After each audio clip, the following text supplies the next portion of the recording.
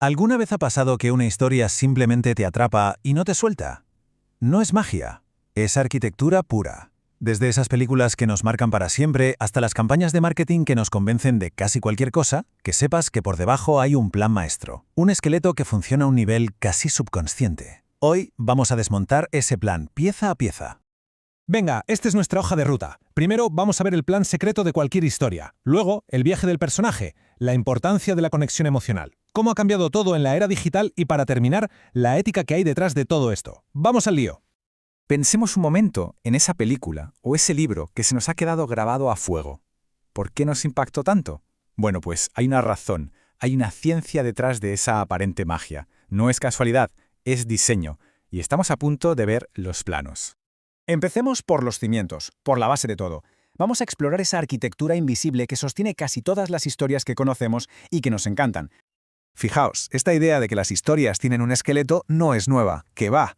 Tiene más de 2000 años. Empezó con Aristóteles, en la antigua Grecia, que dijo algo tan simple como revolucionario: toda historia tiene un principio, un nudo y un desenlace. Damos un salto enorme hasta el Hollywood del siglo XX y vemos a un tipo llamado Sid Field coger esa misma idea y convertirla en la Biblia del cine moderno. El lenguaje cambia, la tecnología cambia, pero la estructura permanece.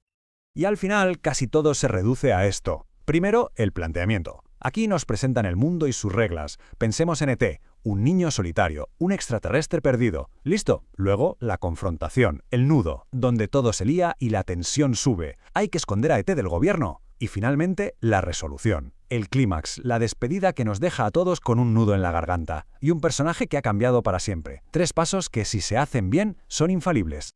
Y aquí está la clave. Ojo, esto no es una fórmula matemática, ¿eh? Es un mapa. Como bien dice la cita, es un marco. Es una guía que se asegura de que la tensión suba cuando tiene que subir, que los personajes tengan un porqué y que el final se sienta ganado, no que aparezca de la nada. Es, por así decirlo, el GPS de los grandes contadores de historias. Vale, ya tenemos el esqueleto, la estructura. Pero un esqueleto por sí solo pues no tiene vida, ¿verdad? Para eso necesitamos el alma de la historia, el personaje. A ver, ¿por qué nos importan las historias? Porque en el fondo nos hablan de cambio. El arco del personaje es exactamente eso, un viaje de transformación. Lo que de verdad nos engancha no es tanto lo que el héroe hace, sino en quién se convierte mientras lo hace. Es en esa evolución donde nos vemos reflejados. Y ese viaje puede ir hacia la luz o directo a la oscuridad. Tenemos el arco positivo, el viaje del héroe de toda la vida, como el de Luke Skywalker, que pasa de granjero a maestro Jedi. Y luego tenemos la fascinante caída a los infiernos, el arco negativo. Nadie lo encarna mejor que Walter White, ese profesor que se convierte en un auténtico monstruo. Son las dos caras de la misma moneda narrativa, y las dos son igual de magnéticas. Pero esperad, que hay una tercera vía, que es súper curiosa. El arco plano.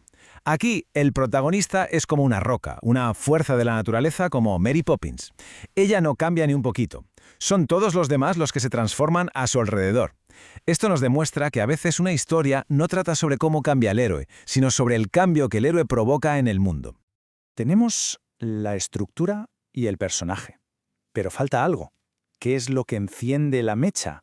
La emoción. Sin ella no hay conexión, no hay interés, no hay historia, no hay nada.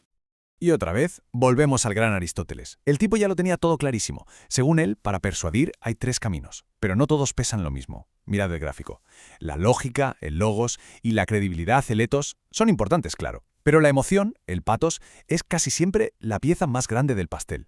No se trata de manipular, sino de entender que para que un mensaje cale en la mente, primero tiene que tocar el corazón.